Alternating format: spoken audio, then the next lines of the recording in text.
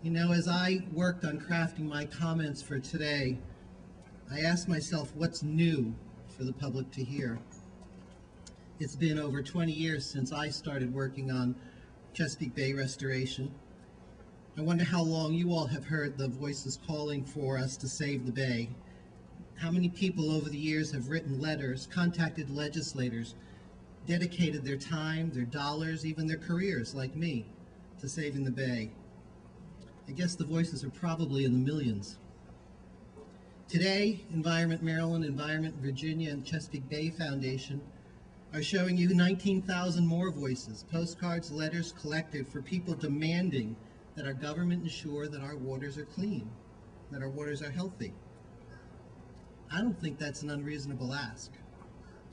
Unfortunately, the bay remains polluted in spite of the demands, the efforts, the investments of politicians, ordinary citizens, nonprofits, local governments, farmers, and many, many more. The Clean Water Act is supposed to ensure clean water for America and for Americans, from the Susquehanna in Pennsylvania to the Severn here in Annapolis to the York in Virginia. These waters, these rivers, the bay itself is supposed to be quote-unquote fishable and swimmable. Unfortunately, it's not. The question is government listening?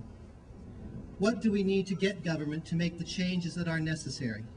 19,000 more voices, and then 19,000 more after that, and then 19,000 more again?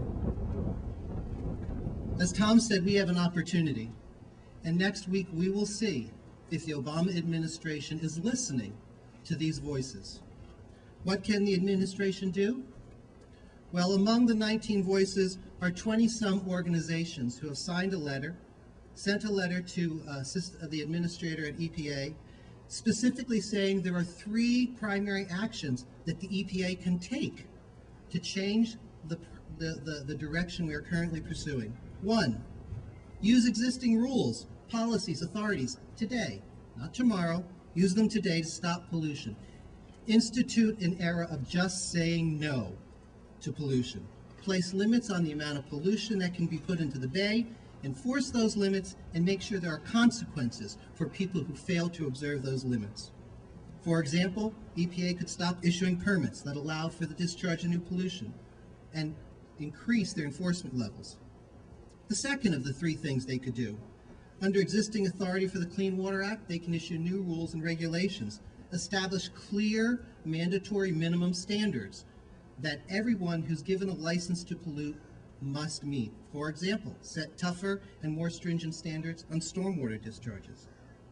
And the third is push for changes in the Clean Water Act so that EPA has clear, unambiguous authority, but not just authority, responsibility to manage, control, and when necessary, halt pollution from all sources. What's new today is that we have a new administration with a new opportunity to place a new commitment and a new meaning into the word Save the Bay. And it is our hope that starting today they will listen to our voices. Thank you.